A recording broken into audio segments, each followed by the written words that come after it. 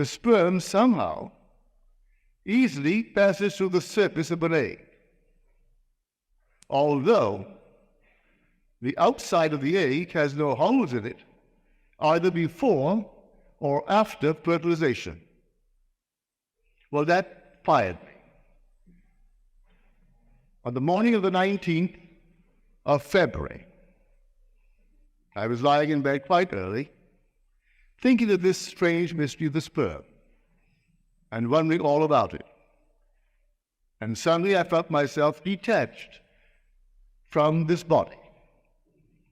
I was not in my room, but I was in a room, and the room was sealed. There was no entrance, no exit, just a sealed room. But as I entered it, it became alive, it became animated. Then I thought of my bed, my body, and in one moment I am back on my bed. I thought of another detachment. I'm in an entirely different room, but it's also sealed. How I got in, I do not know, other than I simply imagined myself away from my body. I did not single out the room. The room was completely sealed. No entrance, no exit. Then I thought, here are these unnumbered states of consciousness. You can number them.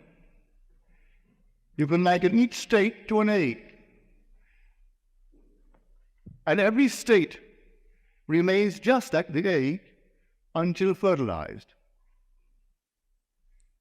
And the presence that fertilizes the egg is simply our consciousness. We must be in it to activate it, to animate it. You could this very moment single out any state, and by the use of your imagination, imagine that you're in it. You'll be in it. Think this very moment of your living room, or any room in your house. Take an object, a familiar object in your room, and bring it as close as you can. If it's really here, well, then you can't be here in this room. As you become intense about it, concentrated on it, you are really where you are imagining yourself to be. For man being all imagination, he must be where he is in imagination. But what have I done there? I've fertilized it. I've actually made it real. And in a way that I do not know, I'm going to go there. But now you will say, naturally, I'm going to go there today. It's my home. I use that only to illustrate a point. You could take any place, no matter where it is, any part of the world. If you did the same thing to it that you would now do to your home, you will find yourself compelled to move across a bridge of incident leading up to the fulfillment of that state. You don't devise the means, but there's so many little facets to this wonderful art of imagining. I'll tell you one to show you the danger. When one wants one thing above all things in this world, and they're willing to sacrifice their moral, ethical code, in fact, every code, it also works. That's why I warned you in my last book, I could only acquaint you with the law and leave you to your choice and its risk. And I mean risk. I call this lady a friend. She is a friend. I'm not here to judge anyone in the world. And she is my friend living in New York City.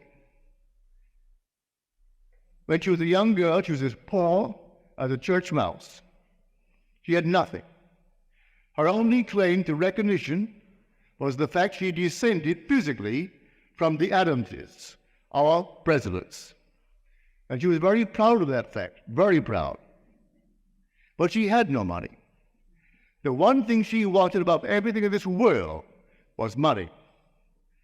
And I don't mean a few $100,000. I mean money, in the true sense of the word. To the disgust of her parents, she used to always pretend she had fabulous fortunes. She is not, may I say, a good-looking lady. Either in form, or in feature. Nice in many other respects, but you could never accuse her of being a beautiful woman.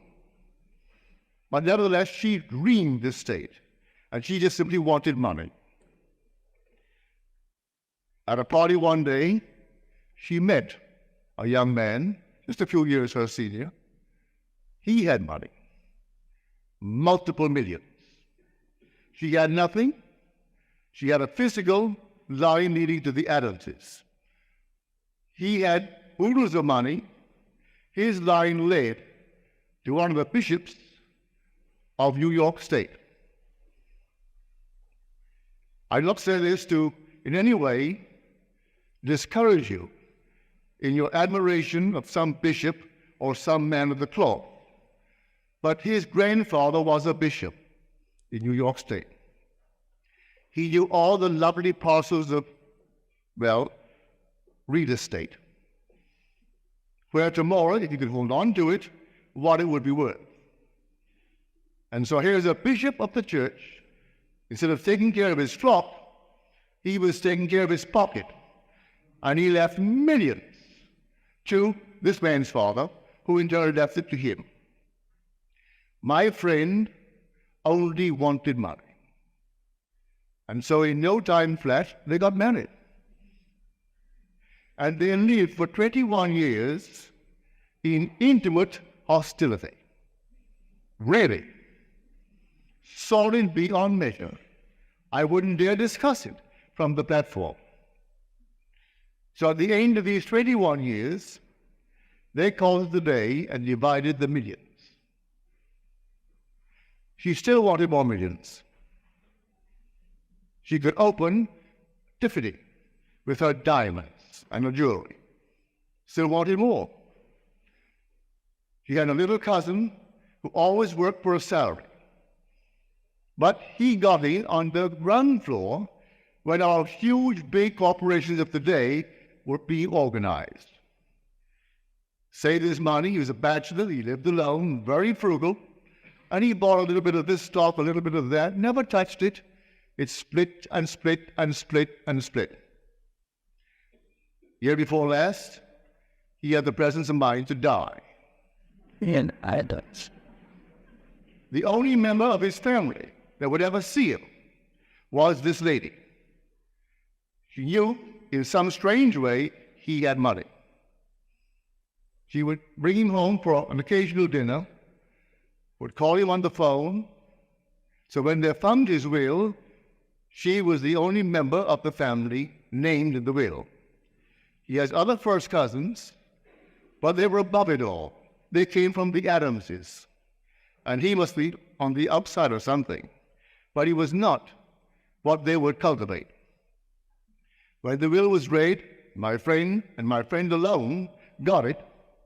The last estimate, they're still finding it. He put it in this bank, in that box, in the other box, well over $1 million. The stocks and bonds are worth, and she got it all. Now her cousins aren't speaking to her because she got it. The price she paid for money, I hope that no one here will be willing to pay. She could have had all the millions she now has, plus happiness. She could have, if she only knew the law. You want it, but you condition it. You want it with dignity. That's staying with humility. I have a lavish, steady, dependable income, consistent with integrity and mutual benefit. That's our great militant. He was a poor boy too, and he grew tired of his poverty. And the story is told me by the one who interviewed him after he got the prize, the Nobel Prize, in this cosmic ray studies. And he said to her, the interviewer, I was a poor boy, raised in a nice environment. My father was a traveling minister. He had no money, but he gave us good books. We were always playing games, a strong body and a strong mind. But he had a coat, a decent coat. And so I wanted money, but I wanted it in this manner. So I locked myself in a room one day. I did not have even a glass of water for 16 hours. And in that interval, I repeated over and over and over to myself this thought that I wrote out. I have, in the present tense, I have a lavish, steady, dependable income consistent with integrity and mutual benefit. Well, he certainly earned it. He had all these things when he died. He had the respect of the world. He gave to the world as much or more than they gave to him. Yes, he had millions, but look what he gave to the world. That's how he wanted it. My friend could have done something similar, but no, she wanted money. And she was willing to pay the price, any price, and how she has paid it. So I warn you, yes, you want something, and the thing that will fertilize it is your own wonderful human imagination. When you know exactly what you want, occupy it. I find one of the great fallacies of the world is perpetual construction, deferred occupancy. We know what we want, but we leave it out there and hope that the passing of time will make it. It won't do it. I have to occupy it and make there, here. I make then, now.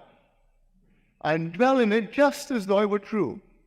And if I dwell in it just as though it's true, though 1 second later the phone rings and breaks the spell, or someone calls me, or I wake from it, I have fertilized it. You go into this state and you fertilize it. I may not recognize my harvest when it comes in due season. It'll come. It may not come tonight, may not come tomorrow, but it will come because I fertilized it. I went into a state, occupied it, and the whole thing becomes fertilized. But every day has its own appointed hour, and it ripens and it will flower.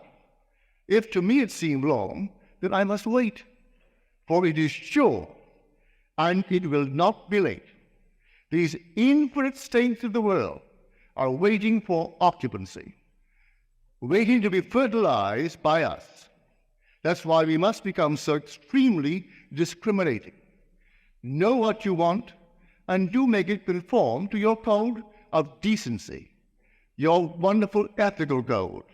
You don't have to, in any way, tarnish that code. You don't, to get what you want in this world. But men are not aware of that, and they're quite willing to tarnish it a bit to get what they really want in this world.